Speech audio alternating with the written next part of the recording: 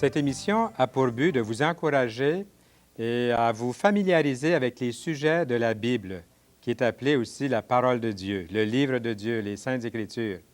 Et la façon dont elle fait ou elle accomplit ce but, c'est par des messages, des témoignages de personnes qui viennent ici nous parler, aussi par des ouvrages que nous allons vous montrer dans quelques instants, et par des messages inspirés de la parole de Dieu. Mesdames, Messieurs, bienvenue à l'émission Toute la Bible en parle. Jean-Paul Derry, qui est chanteur, évangéliste et aussi pasteur à ses heures, sans aucun doute, est encore ici à l'émission Toute la Bible en parle. C'est la 3e semaine et nous l'attendons avec beaucoup de plaisir. Dans quelques instants, vers la fin de l'émission, vous allez pouvoir l'entendre.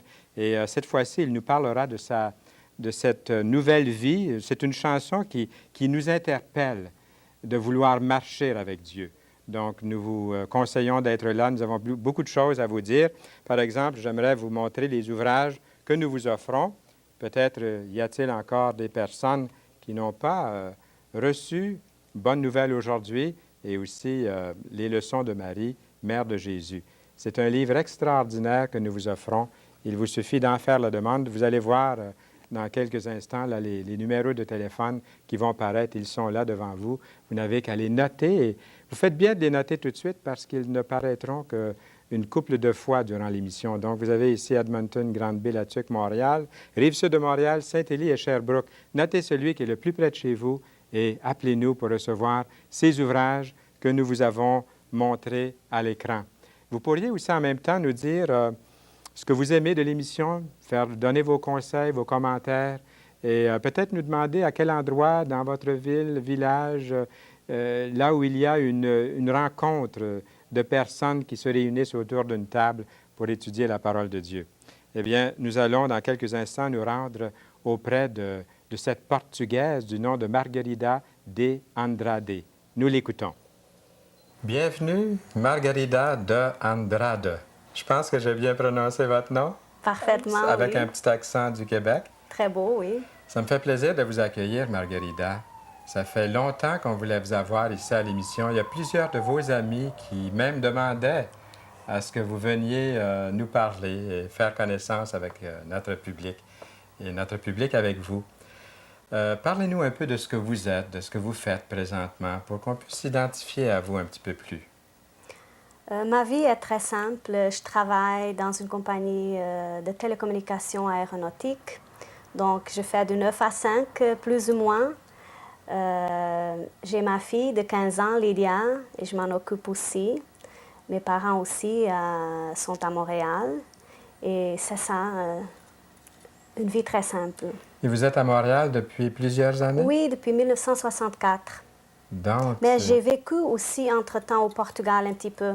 Oui. À peu près 2 ans, oui, entre-temps, j'ai parti là-bas, oui. Vous avez remarqué les verres, Monique Oui. Pigeon nous a mis des verres intéressants ici. Portugal sur le vôtre et l'Espagne ici, Barcelone, ainsi de suite. Vous êtes, avec votre accent savoureux, là, j'ai reconnu que vous êtes portugaise. Oui, portugaise. Comment est-ce qu'on dit « Jésus t'aime » en regardant bien nos amis, là, « Jésus t'aime », les amis portugais qui sont là? Jesus te amo. Ça ressemble beaucoup à l'espagnol, Oui. au français, à l'italien. Français, oui, oui. Alors, c'est ça. On va on va aller tout de suite dans le vif du sujet, Margarida. Vous devez avoir une vie intéressante puisque vous avez vécu, vous êtes né au Portugal, vous êtes venu ici à Montréal. On aimerait connaître les transitions de votre vie un petit peu et comment vous viviez. Comment vous viviez. Vous avez une Bible ouverte devant vous Oui. ce matin ici, là, lors de cet enregistrement. Et ce n'est pas arrivé tout seul, ça. Comment viviez-vous avant d'avoir cette merveilleuse rencontre avec la parole de Dieu, puisque nous croyons que c'est la parole de Dieu, c'est ce que vous croyez aussi. Comment c'est arrivé? Comment vous viviez autrefois? C'est une question très intéressante parce que la première personne qui m'a parlé de Dieu, c'était ma grand-mère. Je devais avoir entre 3 et 4 ans. Elle était bien croyante. Elle était quelqu'un que j'aimais beaucoup, qui était croyante et qui m'a parlé de Dieu au début. Et je ne savais pas comment comprendre cela. Elle m'a expliqué à sa manière. Et à partir de ce moment-là, donc de mes 4 ans, j'ai été comme réveillée j'étais comme endormie avant. Et là, c'est comme si j'étais réveillée pour une vérité que je ne connaissais pas. Vous parlez de quel âge? J'avais 3 à 4 ans. Aussi jeune que... Aussi jeune que J'avais ça. bien compris, mais je me demandais... Oui, un petit enfant, Oui. très petit, oui. Alors, à ce moment-là, j'ai gardé ce réveil à partir de ce moment-là. Et j'ai commencé à faire attention à mon comportement, sachant que Dieu me voit. Et puis ma grand-mère me disait, Dieu est au-dessus de tous et il est tout-puissant, il t'aime, mais c'est un Dieu qui aime le bien. Donc, tâche de faire le bien et de regarder à ton comportement. Donc, après cela, je voyais, même dans mes paroles, de ne pas dire quoi que ce soit d'offensant vis-à-vis une petite fille, de ne pas faire du tort. Ça, c'était comme un enfant. Et à partir de cela, j'avais mes parents aussi, ma mère et mon père, qui me donnaient l'exemple par la prière, en lisant la parole de Dieu avec nous. Mais à ce moment-là, je ne lisais pas encore, j'étais trop jeune, je ne savais même pas lire. Mais mon père, c'était quelqu'un qui a beaucoup marqué. Je l'ai beaucoup admiré parce qu'il avait un cœur tourné vers Dieu. Et puis, il nous parlait de Dieu aussi, beaucoup. Et ma mère complétait. Alors, quand mon père m'a donné une Bible, la première Bible que j'ai eue, je devrais avoir mes 7 ans. Je commençais je savais lire à ce moment-là à l'école et je me suis mise à lire la Bible. Et c'est par cette lecture que j'ai vraiment rencontré Jésus-Christ. Et c'était une histoire d'amour à partir de ce moment-là. J'ai vraiment tombé en amour avec la personne de Jésus-Christ. On va continuer sur ce sujet-là, mais je veux juste aller un petit peu plus en arrière. Vous êtes donc issu d'une famille chrétienne? Oui, oui. Vos parents étaient des chrétiens? Mon père et ma mère. L'histoire de mon père m'a beaucoup touchée parce que mon père, il s'est converti quand il avait 17 ans. Et c'est par sa conversion que lui, quand il a rencontré ma mère, il lui a parlé de la parole de Dieu, du salut que nous trouvons en Jésus-Christ. Et ma mère, elle aussi, elle est devenue une chrétienne à ce moment-là parce qu'elle ne connaissait pas la parole de Dieu. Mes parents sont issus de familles qui se disaient chrétiennes, mais qui ne lisaient pas la parole de Dieu. Donc, ils ne pouvaient pas goûter à cette vie abondante qu'on a en tant que chrétiens qui lisent la parole du Seigneur, puis qui écoutent ses conseils. Donc, votre arrière-plan à vous, Margarida, ressemble, est-ce que je me trompe, beaucoup à plusieurs de nos contemporains, ici même au Québec. Oui, oui, oui. Vous avez été élevé dans un pays qui était religieux. Religieux, mais qui ne lisait pas la parole. Parce que moi, j'ai été élevée dans une école catholique romaine et dont on ne lisait pas la Bible, mais c'était à la maison. Mon père, il me disait, c'est par la grâce que tu es sauvé et non pas par les œuvres. Évidemment que quand tu aimes le Seigneur, tu vas faire les œuvres qu'il te dit de faire. Quand tu lis sa parole, tu vas écouter parce que c'est bon pour toi. Mais ça ne sera jamais à cause de ce que tu vas faire comme sacrifice toi-même que tu iras au ciel, mais par le sacrifice que Jésus a fait à ta place. Mon père nous enseignait comme ça, mais à l'école, c'était pas tout à fait ça qu'on nous enseignait. Et j'étais comme des fois entre deux feux.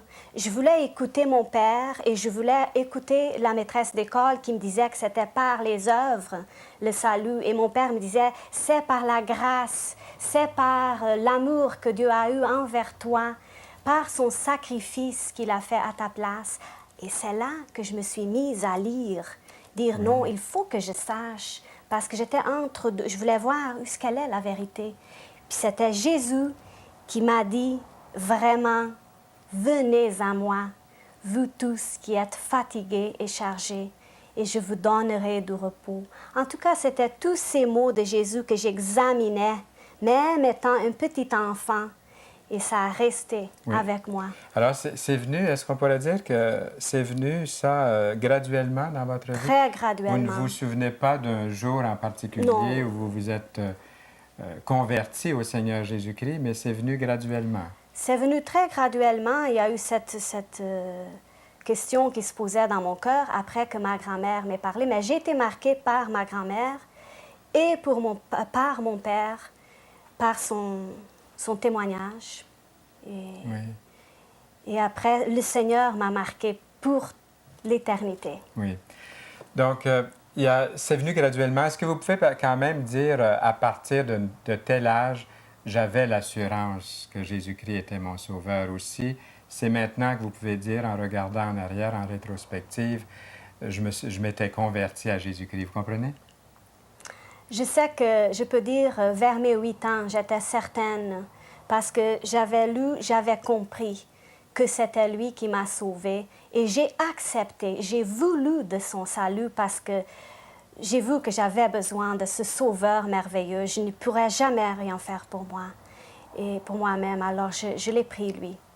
Et quelles ont été les conséquences d'avoir accepté Jésus-Christ comme votre sauveur personnel? Dans les églises évangéliques, dans plusieurs églises évangéliques, il y a le baptême par immersion, par exemple.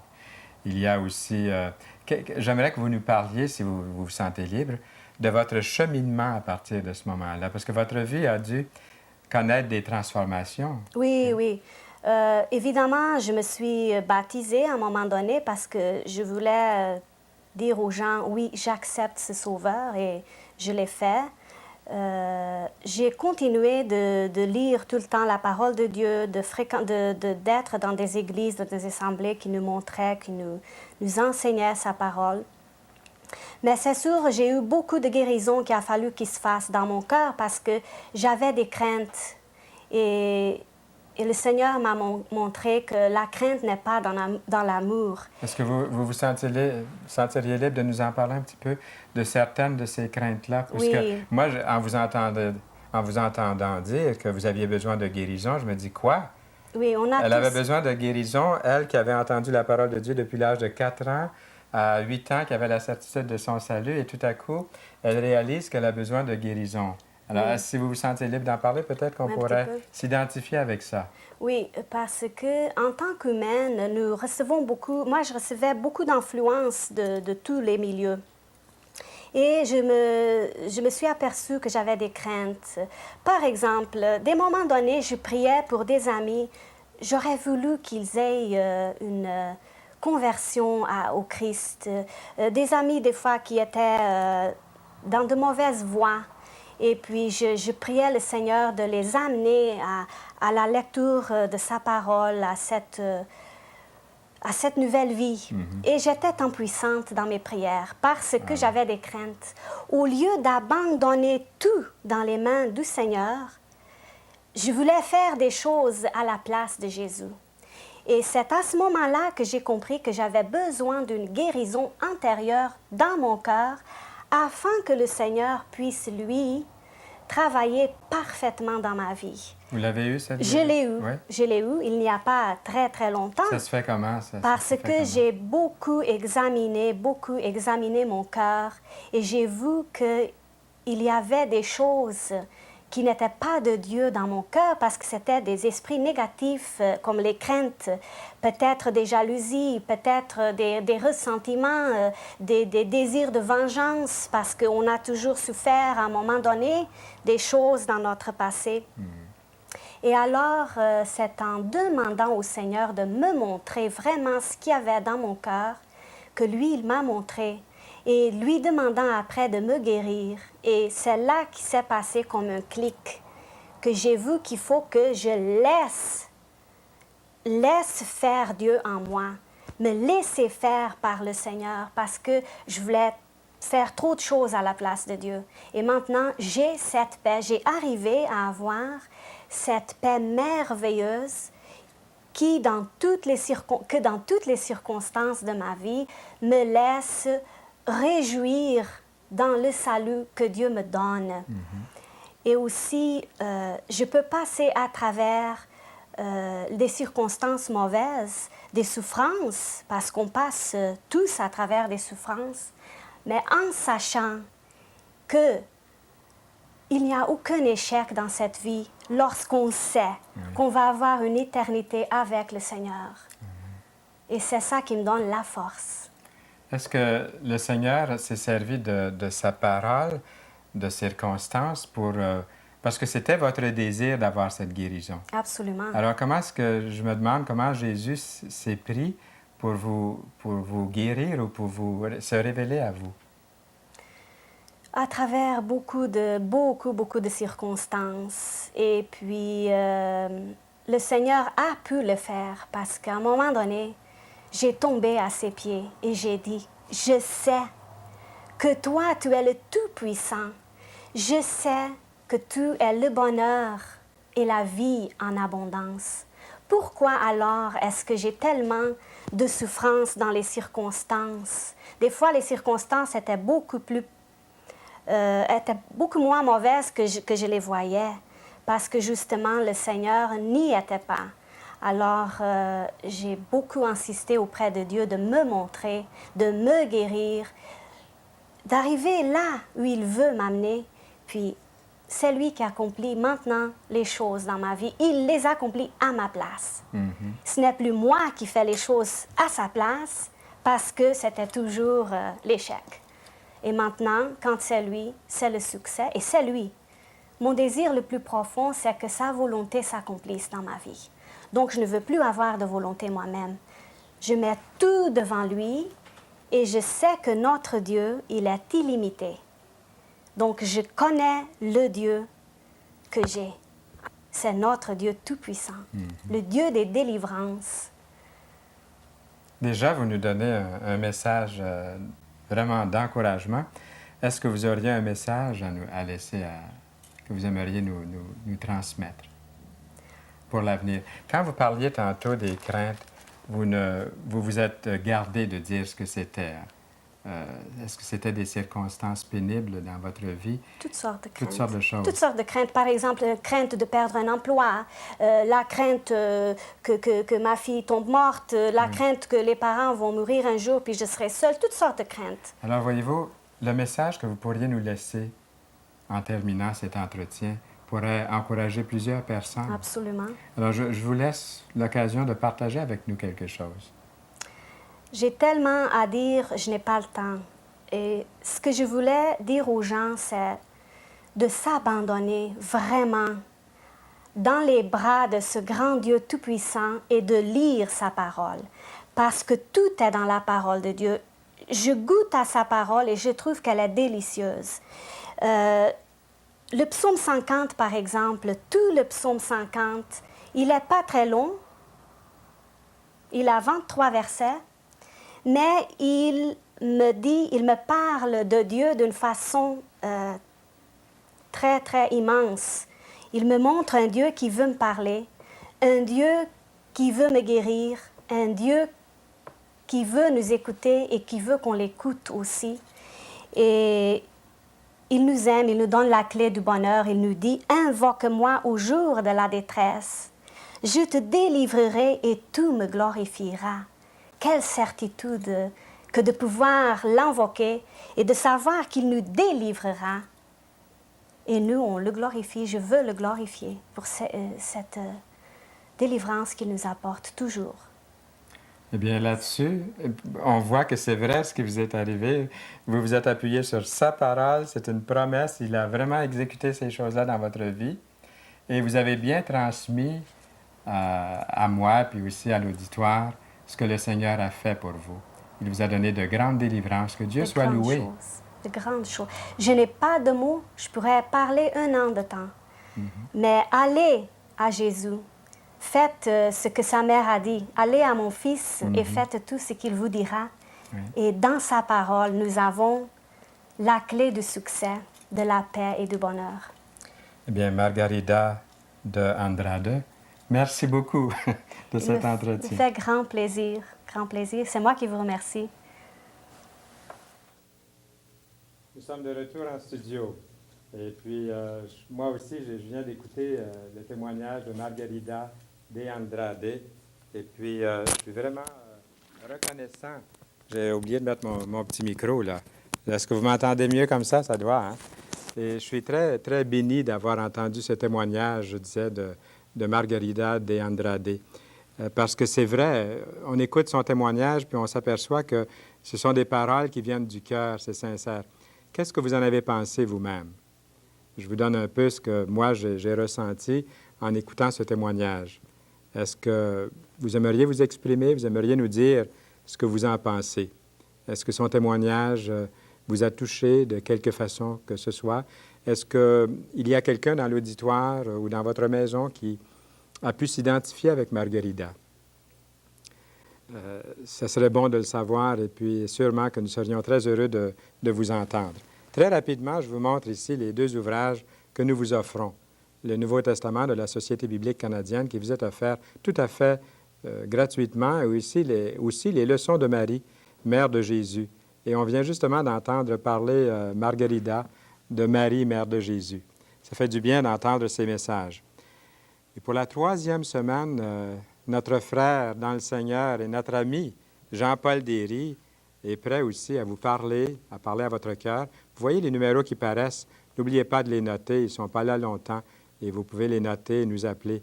J'allais dire que vous pourriez faire de cette prière à Dieu maintenant. J'aimerais vous proposer de faire cette prière. Seigneur, je veux chaque jour te redire combien je t'aime. Et puis, en redisant ces paroles-là, vous allez les réentendre en quelque sorte dans la chanson de Jean-Paul Derry. Nous l'écoutons immédiatement. Jean-Paul Derry.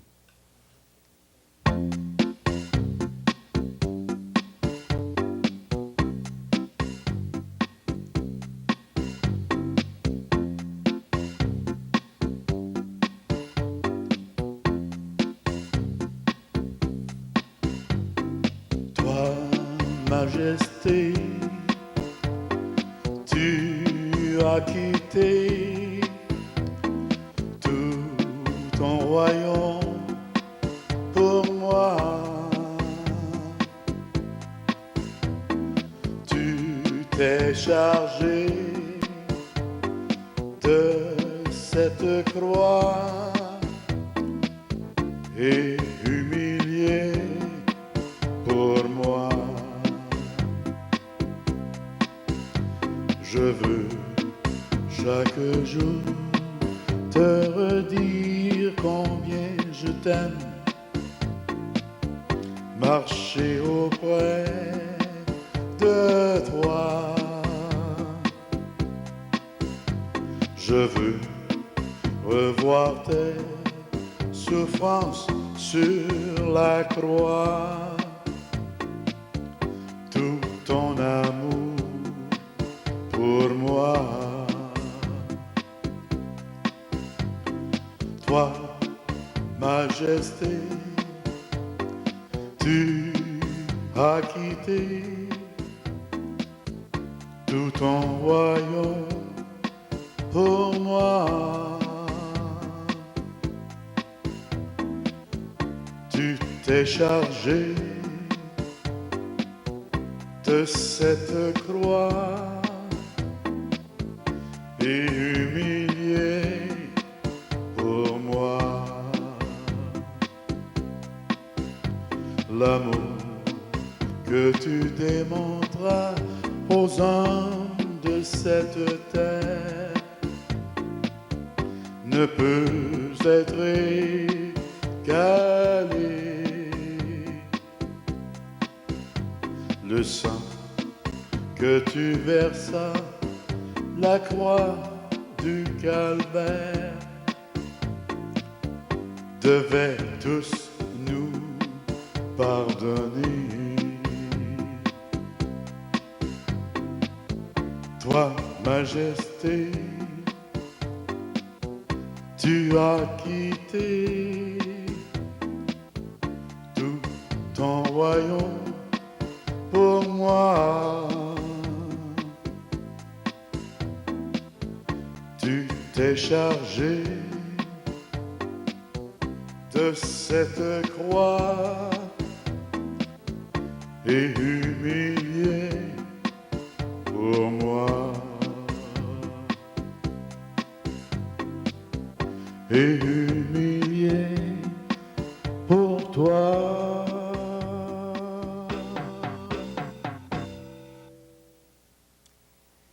Merci beaucoup. C'était Jean-Paul Derry et nous sommes très reconnaissants pour tout ce qu'il a fait pour nous pendant les 3 dernières semaines. J'aimerais vous demander, qu'est-ce que vous avez pensé de l'émission aujourd'hui? Est-ce que le témoignage de Margarida de Andrade vous a parlé d'une façon ou d'une autre, vous a touché votre cœur? Nous aimerions bien savoir, est-ce que le chant que vous venez d'entendre de Jean-Paul Derry, est-ce que vous avez aimé ça? Est-ce que c'était bon d'entendre ces paroles? Est-ce que ça vous touche, cette émission, au point de dire, bien, Dieu me cherche et par le biais de cette émission, je suis interpellé dans ma conscience, dans mon cœur, et j'aimerais en savoir davantage. Alors, nous vous offrons ici, bonne nouvelle aujourd'hui, c'est une très bonne nouvelle. Il y a 27 livres dans le Nouveau Testament, et aussi nous vous offrons, tout à fait gratuitement, les leçons de Marie, mère de Jésus. Il vous suffit tout simplement d'en faire la demande. Les numéros vont paraître dans quelques secondes et vous avez encore l'occasion de les noter rapidement. Les voilà. Ce sont vos numéros et vous pouvez noter le numéro qui est tout près de votre région et nous appeler maintenant. Il reste encore quelques minutes ou même après l'émission, quelquefois, il y a des répondeurs qui pourraient prendre votre nom. Vous allez voir une adresse aussi dans quelques instants vers la fin de l'émission. Ne manquez pas les 3 prochaines semaines qui seront animés par Noël Aubu. Et son premier invité sera André Normandin, qui fut le traducteur de Leighton Ford au Forum de Montréal en 1990. Et nous aurons le privilège d'entendre la chanteuse Lynn Gass qui sera avec nous. D'ici là, au revoir, à bientôt.